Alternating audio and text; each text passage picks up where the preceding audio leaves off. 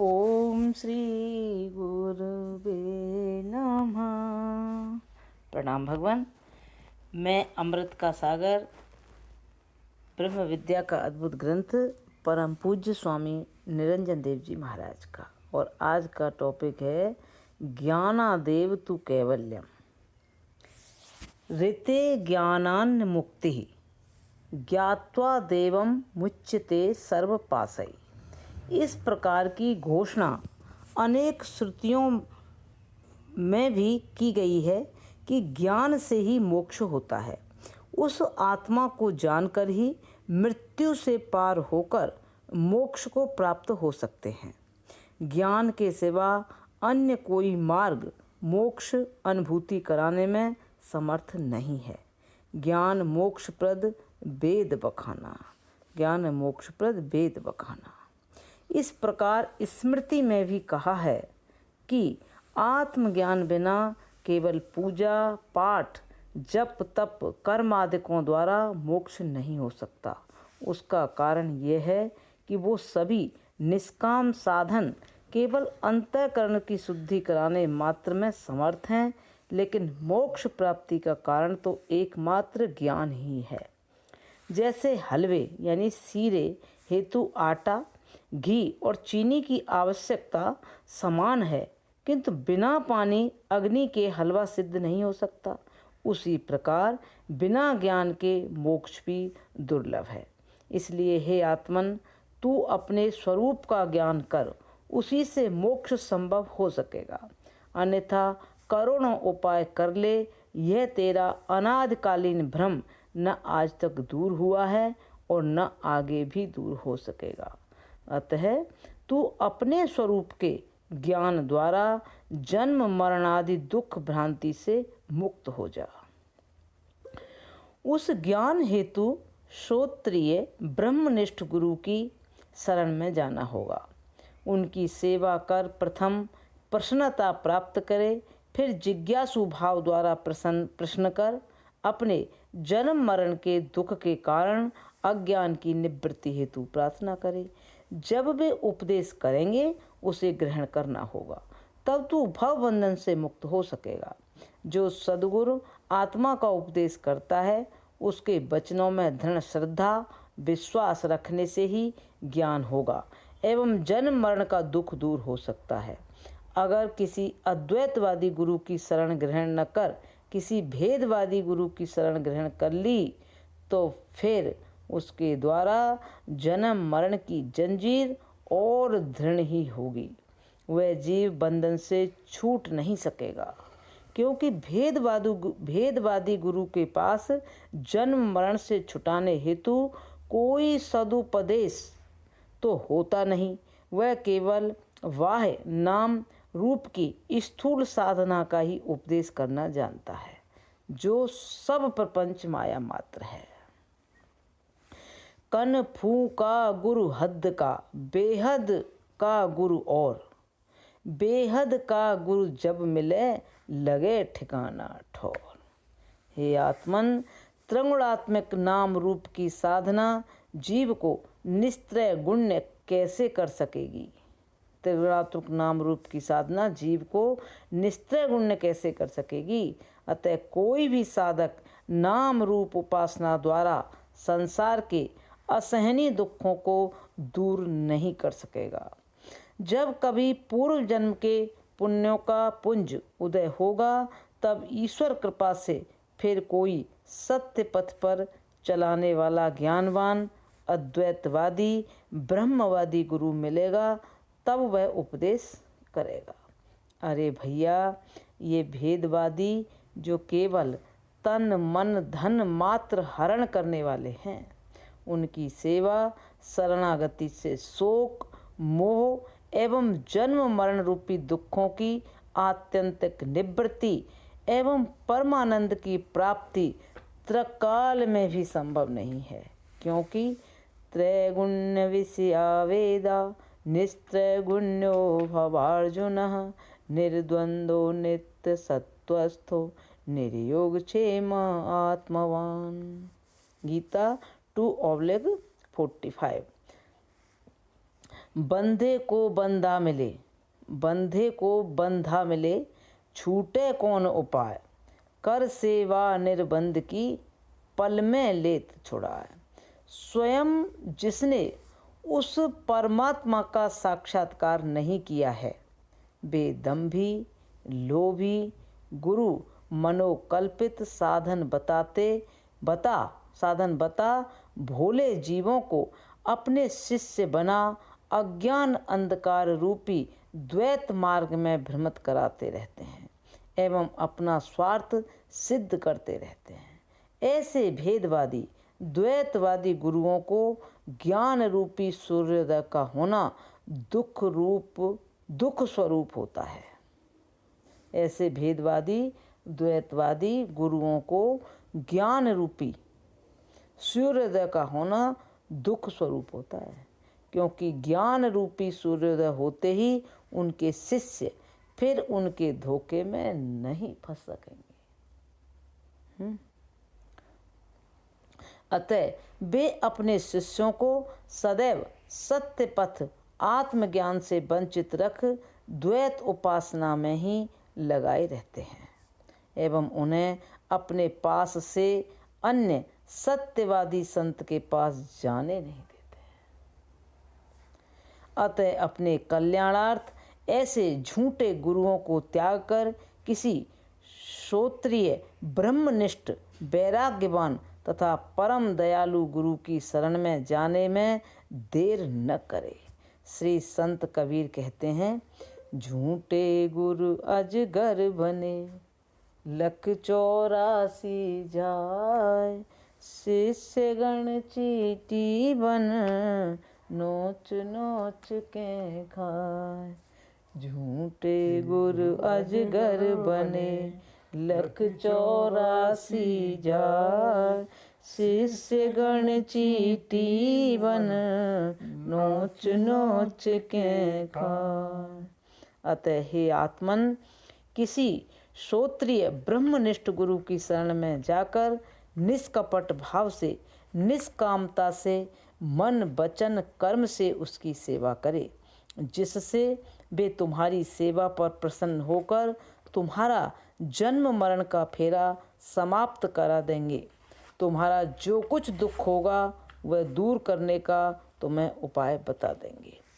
सभी जीवों को एकमात्र यही दुख है कि वह संसार में दैविक, भौतिक अर्थात आध्यात्मिक, अधिदैव तथा अधिभूत, इन 3 तापों के ताप से इस प्रकार तप रहे हैं जैसे कोई ग्रीष्मकालीन मध्याह्न काल में नंगे पैर, नंगे बदन, खुले आकाश में सूर्य के ताप के समान तप रहा हो। अतः समस्त अहंकार का त्याग कर सम दम आदि साधनों से युक्त होकर सद्गुरु श्री मुख से वेदांत महावाक्यों का श्रवण मनन ध्यान द्वारा अपने कल्याण का विश्वास रखना चाहिए। हे आत्मन, जो तू यह स्थूल देह देख रहा है, यह तू नहीं है, यह तो दृश्य है। तू तो इसका दृष्टा है, यानी देखने वाला आत्मा है। तू दिखाई पड़ने वाला शरीर नहीं। प्राण क्रिया रुक जाने पर लोग इस देह को जलाकर या गाड़कर राख मिट्टी बना देते हैं। यह देह तो किसी कर्म फल को भोग नहीं सकता, क्योंकि यह तो जड़ है और तू उसका साक्षी आत्मा पूर्ण चैतन्य व्यापक आकाश की तरह समस्त क्षेत्र में स्थित है। तेरा आना जाना संभव नहीं है तथा कर्म के फल का भोक्ता भी तू नहीं है, क्योंकि यह वेद का सिद्धांत है कि जो कर्म का कर्ता होता है वही सुख दुख रूपी कर्म फल को भोगता है। अतः तू कर्मों का कर्ता नहीं है, इसलिए कर्म फलों का भोक्ता भी तू नहीं है। अब बाकी रहा चिदाभास रूप जीव संयुक्त सूक्ष्म देह, वही पाप पुण्य रूप कर्म के संबंध से ऊंच नीच योनियों में भ्रमण करता हुआ जन्म मरण का दुख भोगा करता है। आकर लक्ष्य 484 योनि भ्रमित यह जीव अविनाशी। हे आत्मन, इस सूक्ष्म शरीरधारी जीव का भी अपने वास्तविक सच्चिदानंद स्वरूप आत्मा के अभेद ज्ञान द्वारा नाश हो जाता है। गुरु उपदेश द्वारा प्राप्त स्वरूप ज्ञान से समस्त संचित तथा क्रियामाण ज्ञानाग्नि द्वारा दग्ध होकर निर्बीज हो जाते हैं। प्रारब्ध भोग पूरा होते ही स्थूल देह भी गिरकर हमेशा के लिए समाप्त हो जाता है। इस प्रकार ज्ञानोदय पश्चात कर्म का कर्ता भोक्ता जीव भी नहीं रह जाता है। इस प्रकार ज्ञानोदय पश्चात कर्म का कर्ता भोक्ता जीव भी नहीं रह जाता है। यह सब ज्ञानोदय से पूर्व ही का झगड़ा है। बाद में तो एक अद्वितीय ब्रह्म के सिवा कुछ शेष नहीं रहता है। जब सभी कर्म जलकर भस्म हो जाएंगे और कर्म का कर्ता भोक्ता जीव ही नहीं रहेगा, तब फिर जन्म मरण किसका होगा। इसलिए जीव देह इंद्रिय प्राण मन बुद्धि अहंकार में से अहम बुद्धि त्याग कर समस्त के प्रकाशक सच्चिदानंद नित्य मुक्त अकर्ता अभोक्ता मैं आत्मा हूँ, ऐसा ज्ञान संपादन करना चाहिए। क्योंकि इसी ज्ञानी से मोक्ष होता है, इसी ज्ञान से मोक्ष होता है। और इस जीव ब्रह्म की एकता रूपी ज्ञान के सिवा जन्म मरण को दूर करने की किसी में सामर्थ्य नहीं है। हे आत्मन, तू यह चिंता न कर कि अनादि काल का देहाध्यास अज्ञान को दूर करने में समय तथा श्रम भी बहुत होगा। नहीं, ऐसा नहीं है। ज्ञानाग्नि के प्रज्वलित होने पर समस्त अज्ञान जन्य कर्म सूखे तृण की तरह जलकर तत्क्षण शांत हो जाएंगे, तत्क्षण शांत हो जाएंगे। जैसे सूर्योदय होते ही समस्त अंधकार विलीन हो जाता है, उसी प्रकार ज्ञानोदय होते ही अज्ञान एवं अज्ञान जनित समस्त कर्म जलकर भस्म हो जाएंगे। उसमें देर नहीं लगेगी। देरी तो केवल ज्ञानाग्नि प्रज्वलित होने तक की है, बाद में नहीं। जैसे किसी गुफा में अनादिकाल का अंधकार है, उसमें कभी प्रकाश पहुंचा नहीं। यदि आप वहां के अंधकार को विलीन करने हेतु नाना प्रकार के जप तप पूजा पाठ यज्ञ रूप साधन करें या लकड़ी तलवार गोली आदि से मार भगावें, तो क्या वह अंधकार जा सकता है? कदापि नहीं। किंतु जरा सी मसाल जला दें तो उस गुफा का अनादिकाल का अंधकार एक क्षण में ही नष्ट हो सकता है। फिर वह अंधकार यह नहीं कहता है कि मैं बहुत पुराना हूँ, नहीं जाऊँगा, क्योंकि उस अंधकार का विरोधी प्रकाश प्रकट हो गया है। तब फिर अंधकार कहाँ रह सकता है? जैसे सूर्य उदय के बाद घोर अंधकार नहीं रह सकता, उसी प्रकार अनंत काल का अज्ञान तथा उसके द्वारा उत्पन्न देहाध्यास भी आत्मज्ञान द्वारा दूर हो जाता है। हे आत्मन, प्रारब्धानुसार कर्म होते हुए भी जिस क्षण अहम ब्रह्मास्मि ऐसा महावाक्य का प्रत्यक्ष ज्ञान रूपी प्रकाश उदय होगा, उसी क्षण वह अनादिकालीन अज्ञान के कार्य देहाध्यास की निवृत्ति हो जाएगी। इसमें वेद के वचन प्रमाण हैं। ज्ञात्वा देव मुच्यते सर्वपाशै तथा ब्रह्मवित् ब्रह्मेव भवति। आत्मा को जानकर समस्त बंधन निवृत्त हो जाते हैं तथा ब्रह्म को जानने वाला परम पद को प्राप्त करता है। तमेव विदित्वा अति मृत्युमेति नान्यः पंथा विद्यते अनायः। श्वेताश्वतर उपनिषद का है, उस आत्मा को जानकर ही मृत्यु को जीत सकता है। मोक्ष के लिए ज्ञान के सिवा अन्य कोई मार्ग नहीं है। उसी ज्ञान से सर्व पाप आदि कर्मों का नाश हो जाता है। भगवान श्री कृष्ण प्रिय सखा अर्जुन को यही उपदेश करते हैं। यथा एधांसि सम्मिद्ध अग्नि भस्मात् कुरुते अर्जुनः ज्ञानाग्नि सर्वकर्माणि भस्मात् कुरुते तथा। हे अर्जुन, जिस प्रकार प्रज्वलित हुई अग्नि समस्त काष्ठों को जलाकर भस्म रूप कर देती है, उसी प्रकार निरंतर स्वरूप अभ्यास की प्रबल ज्ञान अग्नि से सब कर्म भस्म हो जाते हैं। इदं तीर्थम भ्रमन्ति ताम सहजनः आत्मतीर्थम न जानन्ति कथम मोक्ता वरावने।